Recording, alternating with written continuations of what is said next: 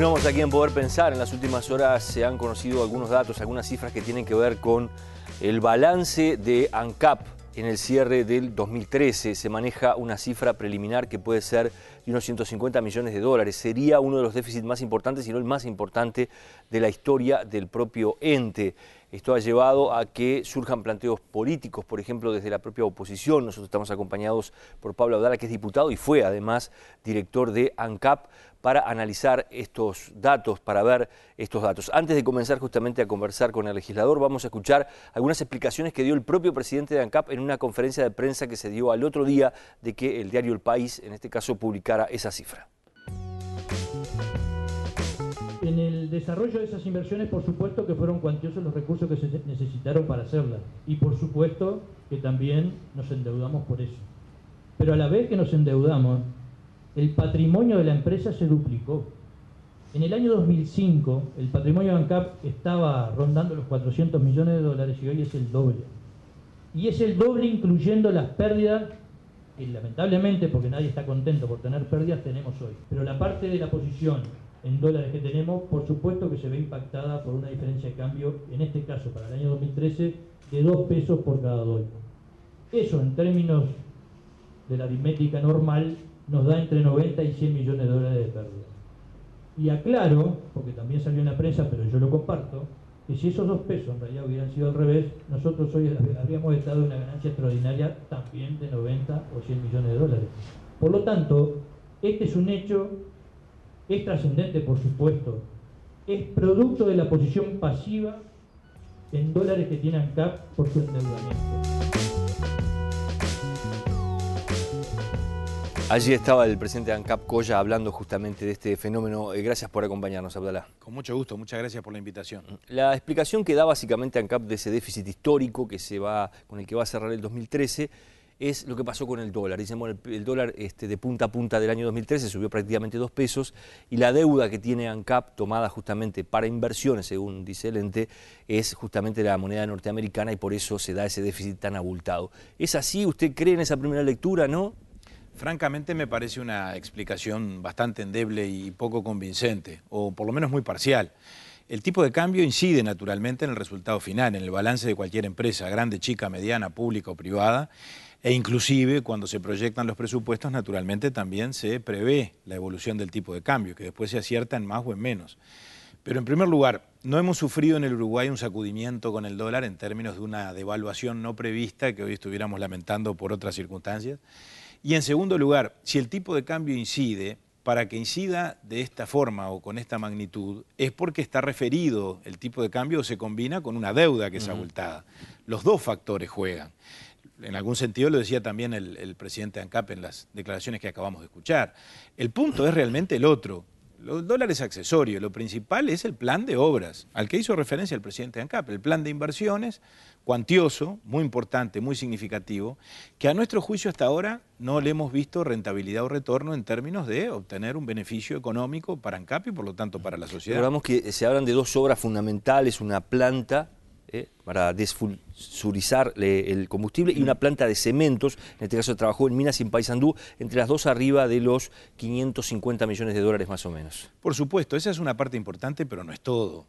Muchas veces las autoridades hacen de cuenta que ALUR no existe y cuando dan estas explicaciones eluden completamente el fenómeno de ALUR, que es un fenómeno que representa 500 millones de dólares de recursos comprometidos de ANCAP por diversas vías, no solo por la transferencia directa de dinero, también por las garantías o los avales a determinados préstamos bancarios que obtuvo ALUR en el sistema financiero o préstamos de ANCAP a ALUR directamente, que eso obviamente tiene impacto en el balance final, ¿cómo no lo va a tener? La propia deuda con Venezuela, que a esta altura no es una, son 2, porque si bien se canceló hace 2 años, para cancelarla ANCAP obtuvo un préstamo en dólares del Ministerio de Economía de 500 millones de dólares, o por lo tanto contrajo un crédito y por otro lado generó una nueva deuda porque le siguió comprando petróleo a Venezuela. En ese caso es un préstamo en unidades indexadas, es una de las cosas que Perdón, se dice. en unidades indexadas que equivale a 500 millones de dólares. Es decir, pero endeudamiento en pesos o en dólares, en esa parte no impactará el tipo de cambio, pero por supuesto los pasivos han aumentado porque han aumentado los pasivos corrientes, los no corrientes. Es decir, ANCAP es una empresa endeudada, es una empresa con un grado de exposición muy importante y a mi juicio todo esto le genera una fragilidad muy grande. Y esas inversiones, creo que habría que analizarlas una por una. La planta desulfurizadora era una necesidad. Ahora, las estimaciones iniciales, ya hace muchos años de esto, eran que estábamos frente a una inversión de 80 o 100 millones. Se gastaron 330. Habrá una justificación. Yo he hecho 2 pedidos de informe para que me explicaran por qué salió tan cara la obra, cómo fueron los detalles de la licitación, nunca se me contestaron. Pero aunque esté bien el precio, partamos de esa base, los 330 millones de dólares no deben imputarse un solo ejercicio, al ejercicio 2013. Estamos hablando de una licitación que viene del periodo anterior, de manera que eso solo no puede explicar el impacto de este resultado. Es una sumatoria de cosas. Las inversiones en Portland, dice Coya y dice bien, antiguamente no se invirtió en el sector Portland y es verdad. Cuando yo fui director, incluso alguna vez lo reclamé, hubo un nivel de desinversión importante. Ahora, estas inversiones cuantiosas que se han hecho, ¿sirvieron? ¿Han tenido el retorno adecuado? Hace 10 años perdíamos 5 millones de dólares en el negocio del cemento. Hoy perdemos 25. Sí, hoy se dice 25 a 30 millones que se habrían perdido entre las plantas. Exactamente, ¿no? Es mucho dinero. Yo no he visto, francamente, nunca se me exhibió, y no sé si existe, un estudio que permita, digamos, analizar el grado de sensibilidad, la tasa de retorno y la rentabilidad de este tipo de inversiones. Tal vez exista, hoy no lo hay, y en tal caso se han sumado una serie de inversiones, ese plan estratégico que... ¿Usted dice que no hay mercado hoy para el Portland a ese nivel? ¿Sabe qué pasa? Que otra de las afirmaciones de Coya, la empresa ahora tiene un patrimonio mucho más valioso. Hoy en día el patrimonio en el marco de las economías abiertas tiene valor y sirve en la medida en que esté asociado a un mercado o que esté asociado a un negocio, en el Portland, en el combustible, en la caña de azúcar o en lo que sea. Es decir, uno tiene un patrimonio muy importante, tiene un ingenio o azucarero o una planta industrial o lo que sea, pero además después tiene el mercado para vender lo que produce y gana plata, en competencia o con monopolio. Si eso no está, los fierros, perdóneseme la expresión vulgar, no sirven de nada. O sea, tener una magnífica planta en Bella Unión para refinar caña de azúcar, si después no somos competitivos en el negocio, nos quedamos con el ingenio, pero nos quedamos con la deuda. Ahí está el problema. Entonces, el verdadero valor patrimonial me parece que tiene que ver con los mercados. Y nosotros somos un mercado chico y por lo tanto ANCAP deberíamos los uruguayos definir claramente qué queremos hacer con ANCAP, qué ANCAP necesitamos. Acá no se trata de decir ANCAP hay que cerrarla, hay que privatizar. No, no, no. Eso la ciudadanía ya lo laudó. Tenemos que tener ANCAP y tenemos que refinar combustibles. Esa es la señal que nos dio la ciudadanía y además la refinería la tenemos. El punto es cuál es el modelo adecuado.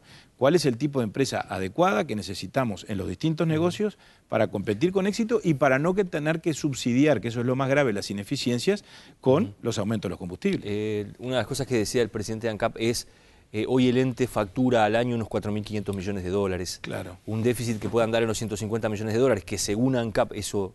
por lo menos 90 o 100 millones tienen que ver con lo que pasó con el dólar, es algo manejable, no es algo para decir, bueno, ANCAP está en una situación deficitaria o está en un momento de desequilibrio que le ponga en riesgo su propia existencia. Yo no comparto esa valoración. En primer lugar, si ANCAP no está en riesgo de desaparecer o de dar quiebra, es por la sencilla razón de que es monopólica y estatal. Si fuera una empresa privada y si eventualmente estuviera en competencia, yo creo que en estas condiciones, con ese nivel de pasivos que tiene, con el endeudamiento en dólares tan importante y con la realidad de falta de rentabilidad en sus distintos negocios, a mi juicio, no resistiría la competencia. Resiste ¿por qué? Porque administra un monopolio y porque tiene el Estado atrás que fija los precios de los combustibles de acuerdo a las necesidades de los ingresos de la empresa para financiar por lo menos parte de su estructura, ni siquiera toda. Y en segundo lugar, francamente le digo, me parece que el tema pasa por lo que yo le decía antes, es decir, pasa por dimensionar claramente qué modelo de gestión necesitamos. Es preferible una empresa que facture 1.000 o 1.500 millones como facturaba hace 10 años, pero daba utilidades que podían ser 20, 30 millones de dólares o por lo menos empataba, o una empresa que factura 4.000, pero después nos queda un resultado negativo como el que tenemos este año. ¿Qué es lo que más le sirve a la sociedad? ¿Y con qué nivel de precios? Está la discusión de fondo si esta es una empresa comercial o no, si debe serlo o no. ¿Cuáles son los objetivos? A mí me parece que el primer objetivo es ser eficientes en la refinación y en la distribución del combustible y darle a los sectores productivos y a los contribuyentes en general un combustible a valores internacionales. Hoy estamos sobrevaluados, o sea, tenemos la sobrevaluación histórica, que siempre hubo, porque ANCAP siempre tuvo un sobrecosto asociado a su propia estructura, pero a eso ahora hay que agregarle un margen adicional, que arrastramos por lo menos desde el año pasado, y voy a dar un solo dato. En enero, que fue el último ajuste de los combustibles, cuando ajustamos por la actualización del IMESI, se estableció un valor de referencia de $100 por barril. Ese es el valor de los precios internos. Sin embargo, el precio del petróleo en el mercado internacional está, desde el mes de enero, por debajo de eso. Ha promediado en enero, en febrero, en marzo, 106, 107, 108. Ahí hay un margen que en otra situación, en otro escenario, tal vez hubiera permitido que ANCAP eso lo trasladara a las tarifas. Y bajar a los combustibles. Y bajar a los combustibles en la porción que sea, en el porcentaje que sea. ¿Y por qué no se hace? Y bueno, porque tenemos esta realidad económica y financiera tan comprometida. Abdala, para ir cerrando, ¿qué le parece a usted que le sobra a ANCAP? Usted decía, hay que plantearse claramente cuáles son los objetivos que tiene que tener, con qué negocios tiene que quedarse y con cuál no debería quedarse, si usted tuviese que hacer una pincelada de lo que piensa. Es, por supuesto, una pregunta que da para un análisis muy extenso y yo creo que el país se debe un debate intenso con relación a eso, porque hace 10 años cuando discutimos la ley de asociación nos centramos en si eso era una privatización o no, si había que asociar a ANCAP o no, y no discutimos el tema de fondo, ¿qué ANCAP queremos? Es decir, si queremos un holding dedicado a distintos negocios o si queremos una empresa fuerte en la refinación del combustible y en la distribución, que para mí es lo principal. Y después, ¿qué hacemos con los negocios asociados? Es decir, ¿es necesario que ANCAP produzca bebidas alcohólicas cuando el mismo Estado está en una campaña y está promoviendo legislación para combatir el consumo de alcohol? ¿Usted cree que no? Y yo creo que por lo menos la pregunta es pertinente. Me parece que ahí ya hay un ciclo que se ha completado y concluido. El cemento es competitivo. El ANCAP tiene el 50% del mercado. Otra empresa privada tiene el otro 50%. Producimos y vendemos lo mismo. Ahora el privado gana mucho dinero y nosotros perdemos 25 millones de dólares.